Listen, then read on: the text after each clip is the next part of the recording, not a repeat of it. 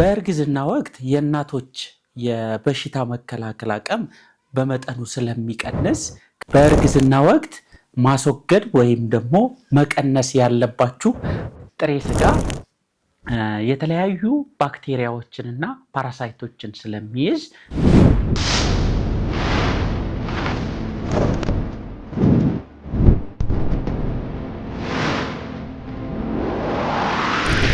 ሰላም እንዴት ናችሁ? እንኳን ወደ ኬር ኮርነር በደህና መጣችሁ። እናቶች ነፍሰ ጡር መሆናቸውን ካወቁ በኋላ ምን አይነት ምግብ መመገብ አለብኝ? ምን አይነት ምግብ ብመገብ ለጽንሱ ጥሩ ይሆናል? ከምን አይነት ምግብስ መራቅ አለብኝ? የሚለው ጥያቄ መሰረታዊ ነው። በእርግዝና ወቅት የእናቶች የበሽታ መከላከል አቅም በመጠኑ ስለሚቀንስ ከምግብ ጋር ተያይዘው የሚመጡ ኢንፌክሽኖች ለነሱም ሆነ ለጽንሱ አደጋን ሊፈጥር ይችላል። እንዲሁም አንዳንድ ምግቦችና መጠጦች ውስጥ ያሉ ንጥረ ነገሮች በእርግዝና ወቅት ጽንሱንም ሆነ እናቲቱን ሊጎዱ ይችላሉ። ዛሬ በዚህ ቪዲዮ በእርግዝና ወቅት ማስወገድ ወይም ደግሞ መቀነስ ያለባችሁ 10 የምግብና የመጠጥ አይነቶችን እነግራችኋለሁ። አብረን እንቆይ። የመጀመሪያው ጥሬ ስጋ ነው። እንደሚታወቀው ስጋ ወሳኝ የፕሮቲን ምንጭ መሆኑ ይታወቃል። ሆኖም ግን እነዚህ ፓራሳይቶችና ባክቴሪያዎች ደግሞ የሰውነታችሁን የተለያየ ኢንፌክሽን በማስከተል ጽንሱንም ሆነ እናንተም ላይ አደጋ ሊፈጥር ይችላል። ጥሬ ስጋ ከሚይዛቸው አደገኛ ባክቴሪያ እና ፓራሳይቶች መካከል እንደ ሳልሞኔላ፣ ኢኮላይ፣ ሊስቴሪያ እና ቶክሶፕላስሞሲስ የሚባሉ አደገኛ ጀርሞችን ይይዛል። ስለዚህ በእርግዝና ወቅት በተቻለ መጠን ስጋን ስትጠቀሙ በአግባቡ መብሰሉን ማረጋገጥ ያስፈልጋል። ሁለተኛው ፓስቸራይዝድ ያልሆነ ወይም ያልፈላ ወተትና የወተት ተዋጽኦችን መጠቀም አያስፈልግም ማለት ነው። ወተት እና የወተት ተዋጽኦዎች ዋነኞቹ የካልሲየም የሚባለው ማዕድን ምንጭ መሆናቸው ይታወቃል።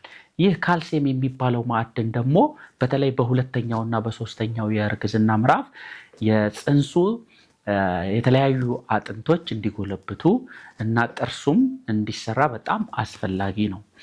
በተለይ በሁለተኛው እና በሶስተኛው የእርግዝና ምዕራፍ ሰውነታችሁ ይህን ማዕድን በአግባቡ ማግኘት ይኖርበታል ማለት ነው። ነገር ግን ወተትና የወተት ተዋጽኦዎች ፓስቸራይዝድ ካልሆኑ ወይም ደግሞ ካልፈሉ ለተለያዩ ኢንፌክሽኖች ያጋልጣሉ። ከነዚህም ኢንፌክሽን ከሚያስከስቱ ጀርሞች መካከል እንደ ኢኮላይ፣ ሳልሞኔላ፣ ሊስቴሪያ እና ካምቢሎባክተር የሚባሉ አደገኛ ባክቴሪያዎች ይኖራሉ። ስለዚህ ወተትና የወተት ተዋጽኦ ስትጠቀሙ ሁሌ ፓስቸራይዝድ መሆኑን መፍላቱን ማረጋገጥ ያስፈልጋል ማለት ነው። ሌላኛው ጉበት ነው። ጉበት እና ሌሎች ኦርጋን ሚት የሚባሉት የአይረን ይዘታቸው ቫይታሚን ኤ፣ ቫይታሚን ቢ12፣ ካልሲየም፣ ሴሊኒየም እና ዚንክ የሚባሉ ማዕድናትን በብዛት ይይዛሉ። እነዚህ ከላይ የጠቀስኳቸው ማዕድናት ደግሞ በእርግዝና ጊዜ ለእናንተም ሆነ ለጽንሱ ጤንነት በጣም አስፈላጊ ናቸው። ነገር ግን ጉበትን አዘውትሮ መመገብ በተለይ በመጀመሪያው የእርግዝና ምዕራፍ ጉበት ውስጥ ያለው ቫይታሚን ኤ መጠን ከፍ ያለ ስለሆነ ጽንሱ እንዲጨናገፍ የአፈጣጠር ችግር እንዲኖርበት ሊያደርግ ስለሚችል መመገብ እንደሌለባችሁ ይመከራል ማለት ነው። አራተኛው ጽዳታቸውን ያልጠበቁ አትክልትና ፍራፍሬዎችን መጠቀም አይመከርም ማለት ነው። ስለዚህ እንደሚታወቀው አትክልትና ፍራፍሬዎች ገበታችን ላይ ከመምጣታቸው በፊት በተለያየ የደረጃ ውስጥ እንደሚያልፉ ይታወቃል። በተለያየ ንክኪ ደረጃ ውስጥ ያልፋሉ። በዚህ በንክኪ ሂደት ውስጥ እንደገና ለተለያዩ ባክቴሪያዎችና ፓራሳይቶችን መያዛቸው አይካድም። ስለዚህ ከመጠቀማችሁ በፊት ንጽህናቸውን መጠበቅ ያስፈልጋል። ከሚይዟቸው ባክቴሪያዎች መካከል አንዱ ሳልሞኔላ፣ ኢኮላይ፣ ሊስቴሪያ እና ቶክሶፕላስሞሲስ ነው። እነዚህ ደግሞ ከላይ እንደጠቀስኩት የተለያዩ የሰውነት ክፍል ላይ ኢንፌክሽን በማሳደር ለጽንሱም ለእናንተም ጤና አደገኛ ስለሚሆኑ በተቻለ መጠን የሚላጡ ፍራፍሬዎችን በመላጥ መብሰል የሚችሉ አትክልቶችን ደግሞ አብስሎ መጠቀም፣ ጥሬ ከሆኑ ደግሞ ጽዳታቸውን በአግባቡ መጠበቅ እጅግ ወሳኝ ነው ማለት ነው። አምስተኛው አንዳንድ የአሳ ዝርያዎችን መመገብ አያስፈልግም።